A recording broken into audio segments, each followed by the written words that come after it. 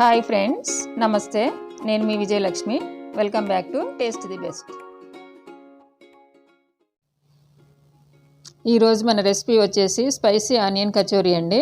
అందరికీ ఇష్టమైన కచోరీ ఎలా చేయాలో మీకు ఇప్పుడు చూపిస్తాను. వీడియో స్కిప్ చేయకుండా మొత్తం చూడండి. కచోరీ కోసం ఒక బౌల్ తీసుకున్నానండి పిండి కలుపుకోవడానికి. ఆ బౌల్లోకి 2 కప్పుల మైదా పిండి తీసుకుందాం.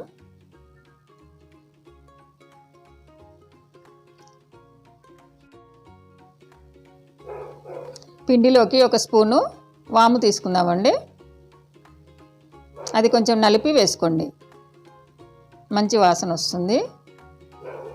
తర్వాత 1/2 స్పూను ఉప్పు వేసుకోండి. ఆ తర్వాత 3 టేబుల్ స్పూన్ల నూనె వేడి చేసి వేసుకోవాలి. నూనె వేడిగా ఉంది కదండి, స్పూన్తో కలుపుకుందాం ముందు.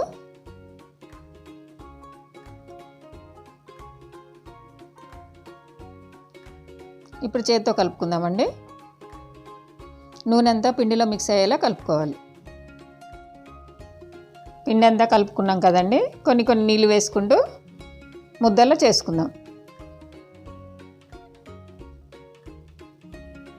పిండి గట్టిగా ఉండకూడదు, మెత్తగా ఉండకూడదండి, మీడియంగా ఉండాలి.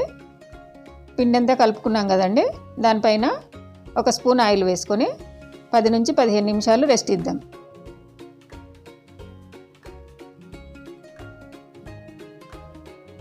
ఇప్పుడు కచోరీ కోసం స్టఫింగ్ రెడీ చేసుకుందామండి. స్టవ్ వెలిగించి ప్యాన్ పెట్టుకొని 3 టేబుల్ స్పూన్ల నూనె వేసుకుందాం. వేడైన నూనెలో 1 స్పూన్ జీలకర్ర వేసుకుందాం. అదేవిధంగా ఆనియన్స్ వేసుకుందాం. నేను 2 పెద్ద ఆనియన్స్ తీసుకొని సన్నగా తరుక్కున్నానండి. ఆనియన్స్ ఎంత సన్నగా తరుక్కుంటే అంత బాగుంటుంది. ఆనియన్ తొందరగా వేగడానికి కాస్తంత ఉప్పు వేసుకుందాం.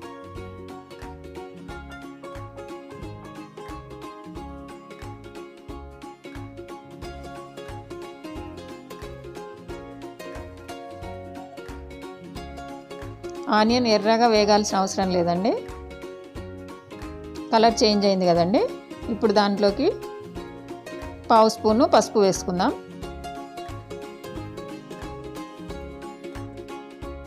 1 స్పూన్ కారం వేసుకుందాం.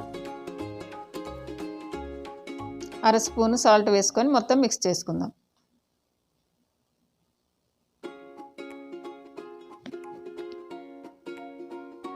మొత్తం కలిసేలా ఒకసారి మిక్స్ చేసుకోండి.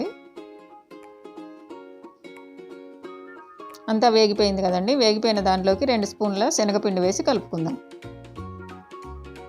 శనగపిండి వేసినందుకు ఆనియన్ ముద్దగా వస్తుందండి. స్టఫింగ్ రెడీ అయిపోయిందండి. స్టవ్ ఆఫ్ చేసి చల్లారబెట్టుకుందాం.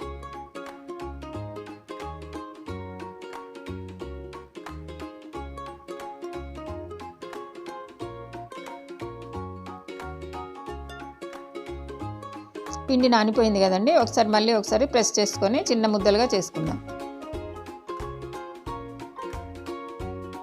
నిమ్మకాయ సైజ్ అంతా పిండి తీసుకొని రౌండ్గా చేసుకోండి.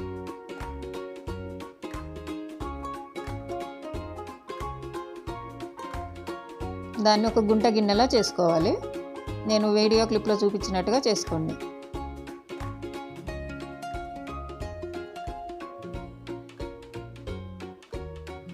అలా స్ప్రెడ్ చేసుకోండి. దాంట్లోకి స్టఫింగ్ పెట్టుకోండి.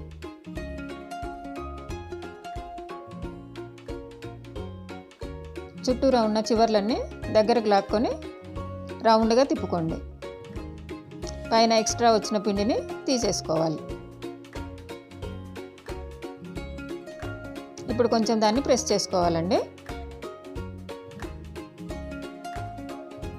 చూడండి, కచోరీ రెడీ అయిపోయింది కదా.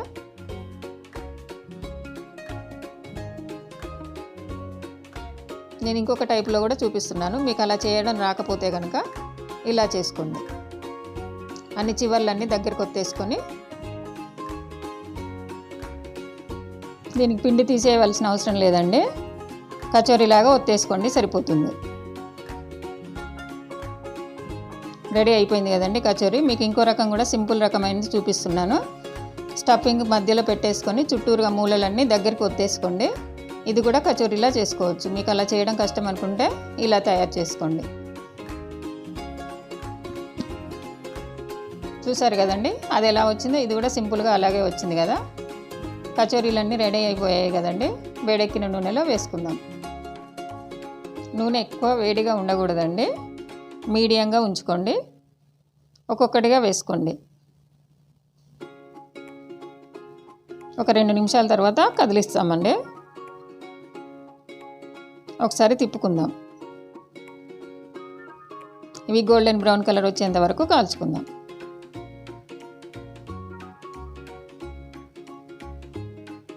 వేగిపోయాయి కదండి, ప్లేట్లోకి తీసుకుందాం.